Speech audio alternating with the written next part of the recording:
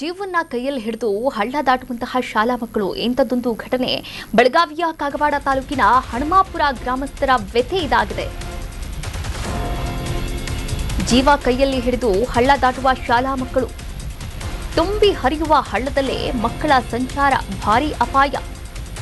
ಬೆಳಗಾವಿ ಜಿಲ್ಲೆಯ ಕಾಗವಾಡ ತಾಲೂಕಿನ ಹಣಮಾಪುರ ಗ್ರಾಮಸ್ಥರ ಪ್ರತಿನಿತ್ಯದ ವ್ಯಥೆ ಇದು.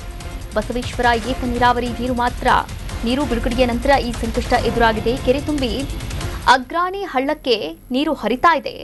ನೀರಲ್ಲೇ ಶಾಲೆಗೆ ಹೋಗುವ ಅನಿವಾರ್ಯತೆ ಮಕ್ಕಳಿಗೆ ಎದುರಾಗಿದೆ. ಇದೇ ನೀರಲ್ಲಿ ರೈತರು ಮತ್ತು ಎತ್ತುಗಳು ಪ್ರತಿದಿನ ಕೂಡ ಸಾಗಬೇಕು. ಸ್ವಲ್ಪ ಯಾಮಾರಿದ್ರೂ ಕೂಡ ಮಕ್ಕಳ ಜೀವಕ್ಕೆ ಗ್ಯಾರಂಟಿಯೇ ಇಲ್ಲದಂತಾಗುತ್ತೆ. ನೀವು ಕೂಡ ದೃಶ್ಯಾವಳಿಗಳಲ್ಲಿ ಗಮನಿಸ್ತಾ ಇದ್ದೀರಾ. ಪ್ರತಿನಿತ್ಯದ ಗೋಳು ಇದು. ಬಸವೇಶ್ವರ ಏತ ನೀರಾವರಿ ನೀರು ಬಿಡುಗಡೆಯ ನಂತರ ಈ ಸಂಕಷ್ಟವನ್ನು ಅನುಭವಿಸ್ತಾ ಇದ್ದಾರೆ ಹಣಮಾಪುರ ಗ್ರಾಮಸ್ಥರು. ಹಣಮಾಪುರ ಗ್ರಾಮಸ್ಥರು ಮಾತನಾಡಿದ್ದಾರೆ. ಈ ಕುರಿತಂತೆ ನೋಡ್ಕೊಂಡು ಬರೋಣ. ಚಿಕ್ಕ ಮಕ್ಕಳು ಹೋಗ್ತಾವ್ರಿ. ನೀರ 4 ಅಡಿ ನೀರ್ ಐತ್ರಿ, 4-3 ಅಡಿ. ಮತ್ತ ಅಡಗ್ಲಾಗಿ ಹೋಗುತ್ತ ಸರ್. ಸಣ್ಣ ಮಕ್ಳದಾವ ಈಗ ಚಲ್ ಮಾಡ್ಯಾರ್ರಿ. ಈಗ ಸಣ್ಣ ಮಕ್ಳ ಕೈ ಹಾಕೋ ದಿನ ಕೆಲ್ಸಕ್ಕೆ ಹೋಗವ್ರಿ. ಎಲ್ಲ ಬಡವ್ರ ಮಕ್ಳು ಅದಾರ್ರಿ. ಇಲ್ಲಿ ಕೆಲ್ಸಕ್ಕೆ ಹೋಗಾರ್ದ ಇರ್ತಾರೆ. ಮತ್ತ ಅವ್ರನ್ನ ಓದ್ ಬಿಡವ್ರು ಯಾರಿಲ್ಲ. ಟೈಮಕ್ಕೆ ಡ್ಯೂಟಿಗೆ ಹೋಗ್ಬೇಕ್ರಿ ಅವ್ರ ಬಾಬಾಗಳ್ರಿ.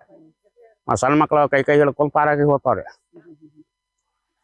ಇಲ್ಲಿ 35-40 ತನಕ ವಸ್ತಿರ್ತಾವ್ರಿ. ಒಂದ್ 35-40 ತನಕ ಹುಡುಗರ್ತಾರ ಚಿಕ್ಕ ಮಕ್ಳು ಹುಡ್ಕೊಂಡ್ರಿ. ರೀ ಈಗ ಇದು ಹಾದಿ ಬಿಟ್ರೆ ಮತ್ತೊಂದು ಹಾದಿ ಇಲ್ರಿ.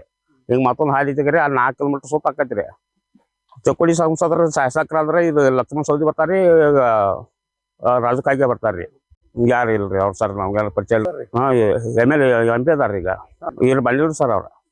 ಬಂದಿಲ್ರಿ ಸರ್. ಇವ್ರು ಬಂದ ಇಲ್ಲಿ ಹಳ್ಳಿವಾರ ವಾತಾವರಣ ಹೆಂಗೈತಿ ಏನೈತಿ ಎಲ್ಲ ನೋಡ್ಕೊಂಡು ಹೋಗ್ಬೇಕ್ರಿ. ಬಂದ ಯಾರ ರೈತರ ಸಮಸ್ಯೆ ಆಗೈತಿ, ಚಿಕ್ಕ ಮಕ್ಳು ಸಾಲಿ ಸಮಸ್ಯೆ